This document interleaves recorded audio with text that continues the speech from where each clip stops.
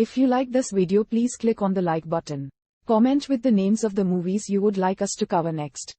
Click the subscribe button and press the bell icon to get notified of our latest creations.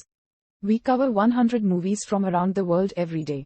To advertise with our channel, reach out to us. Our contact information is on our channel page. Now, let's move to the plot of this movie. 7 college friends, Kat. Her would-be boyfriend Kai. Yus. Dawes. Mark. Lily and her cousin Ben, are spending their first vacation following the COVID-19 pandemic in a resort at the Malaysian coast one day. They and another student group take a boat tour passing an island with an eerily skull-like mountain, which the skipper, Azan, refuses to get close to. While diving at a nearby island, Kat, who has an innate ability to see and hear the spirits of the dead, finds several skeletons underwater, has a violent vision and nearly drowns until her friends rescue her. Upon their return, the skipper tells them of a legend that the island is taboo since an evil woman pronounced a curse that killed all its inhabitants 200 years ago. He cautions them never to set foot upon the island. But the youths disregard his ominous warning.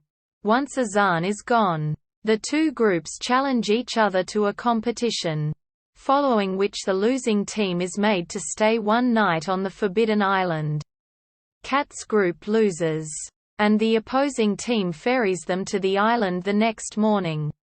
As they explore the jungle, they come upon a ruined hut in an abandoned village, where they decide to spend the night.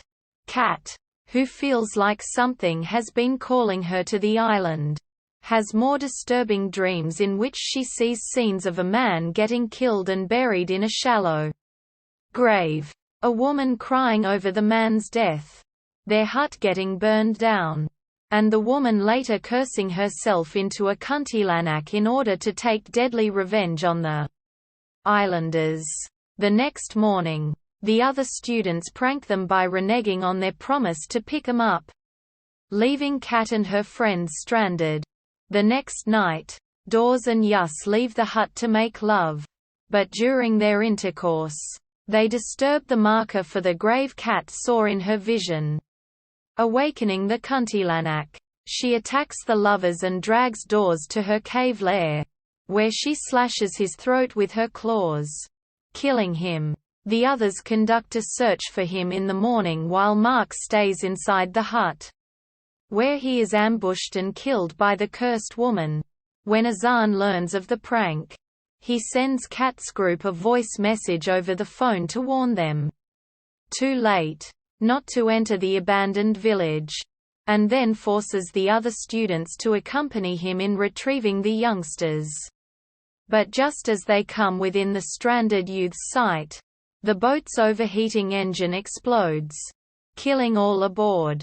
Determined to break the curse, the students return to the man's grave and unearth his remains. Upon touching them, Kat receives another vision in which she sees that the kuntilanak, whose name was Molly in life, was an islander who married Chenan, a Chinese castaway, and became pregnant with his child. The other islanders, distrustful of outsiders, formed a mob and murdered An, causing Molly to have a miscarriage and thus cursing the islanders for their injustice. The youths set out for the cave but are ambushed by Molly, who kills Lily. During the night, when the youths set up camp, she tries to lure Ben to his death. When Kat stops him, Molly takes Yus instead and kills her just as Kat. Ben and Kai reach the cave.